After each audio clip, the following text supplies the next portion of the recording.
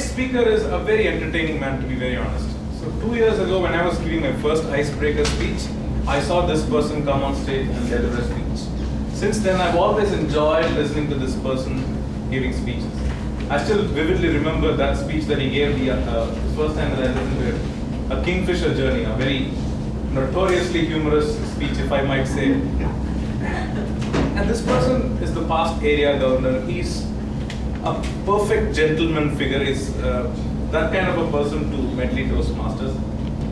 And this person, very long ago, he was in a financial crunch and he desperately needed rupees 50,000 immediately. That time, there was one friend who didn't even ask why he needed this money and immediately transferred this money to him. And probably that is one moment where he felt that somebody had touched his life and the dependency had wandered him with the other person. And this person is a very mystical speaker and he's giving a speech titled The Mystical Bird. I'm sure we're going to see him fly on the stage today. Before I invite our next speaker to come on stage, I would like to invite distinguished Toastmaster Sundaram to read out his polyglot. Yeah, thank you. Toastmasters and guests, today Toastmaster Alex is starting his storytelling manual, a first project called the Folktale. The objectives of his speech would be to tell a folktale that is entertaining and enjoyable for a specific age group, to use vivid imagery and voice to enhance the tale. The time for this project is 7 to 9 minutes. All the best, Toastmaster Alex. Thank you. Thank you, Sundaram. Toastmaster Alex Jacob, Mystical Bird.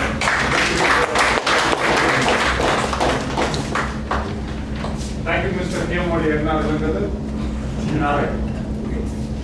So, for the benefit of the guests and members here, this is a folktale taken from the book called Indian Folktale, written by Ramendra Kumar. Alright? Toastmaster of the day, fellow Toastmasters, and my dear guests. Long ago, the foot of Nilgiri Hills, there was a kingdom. The king was a very nice, gentle, and a loving king. And the kingdom, Shangri-La, was a peaceful and a prosperous place. There was happiness and harmony there. Flowers blossomed throughout the year. Animals flocked together. Birds chirped. And that was a paradise on earth.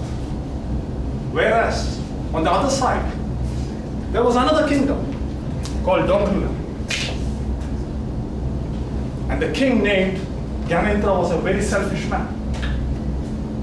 Very selfish man. If Shangri-La was an epitome of prosperity and peace, this was an epitome of injustice and unhappiness. One day the selfish king, Gyanendra, went to the other kingdom. He was surprised what he saw. There was prosperity, there was happiness, and people were in good, nurtured way. They're talking to each other. Everything was fine. Everything was fine.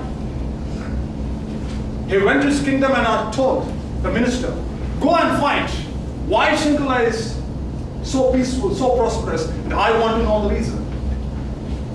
Ministers went. Ministers searched. They met people. They spoke to people. They analyzed the entire situation.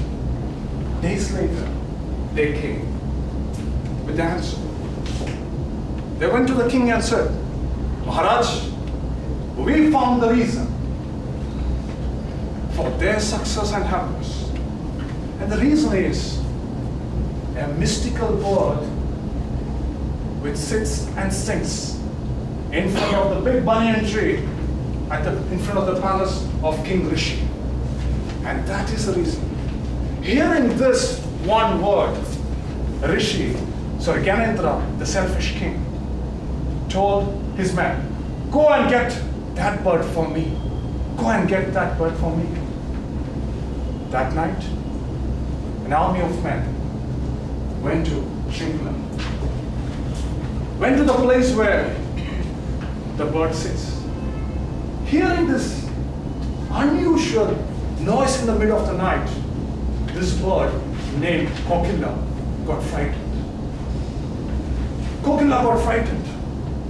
She made an unpleasant noise. Hearing this unpleasant noise, villagers came out. Seeing the villagers, the army men went back to Gyanendra's kingdom. Gyanendra was very angry, very upset, seeing that the bird was not with them.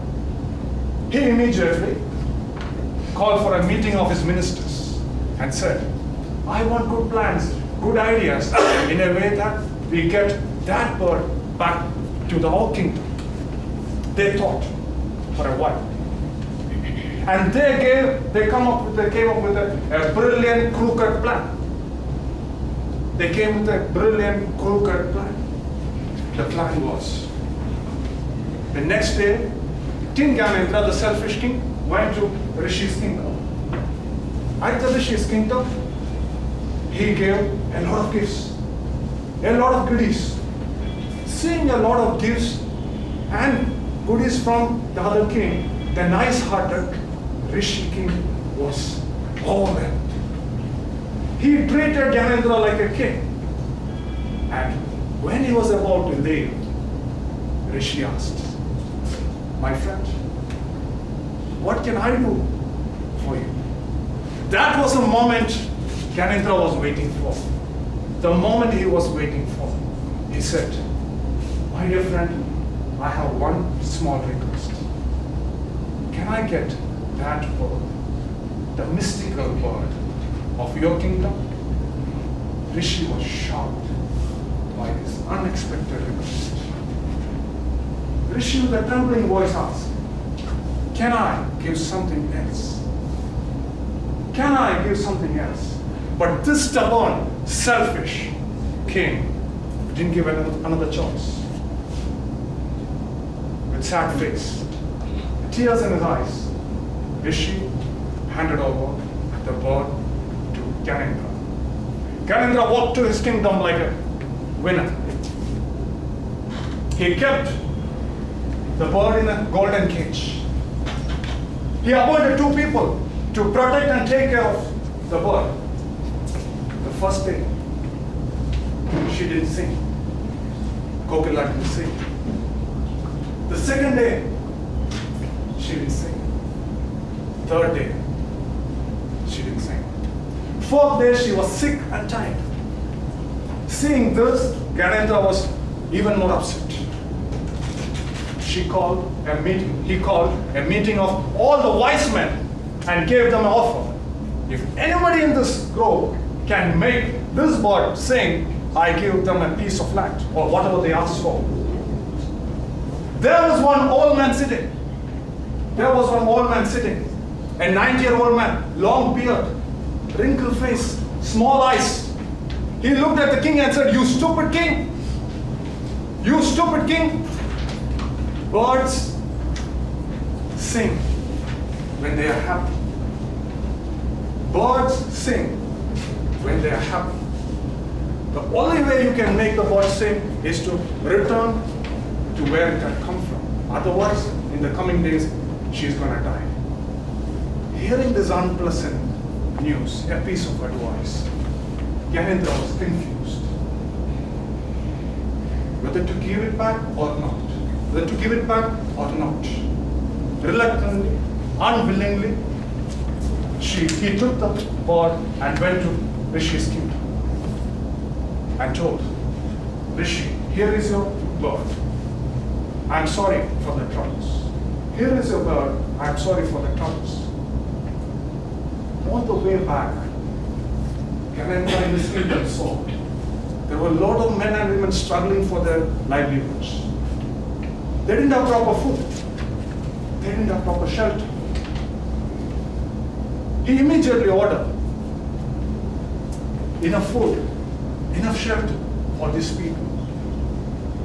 Months later, another years later, when Gyanendra roamed in his kingdom once again, he could hear so many kokilas singing there.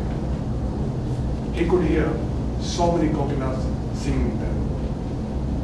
My dear friends, our deeds brings happiness to us and others. Our deeds bring happiness to us and others.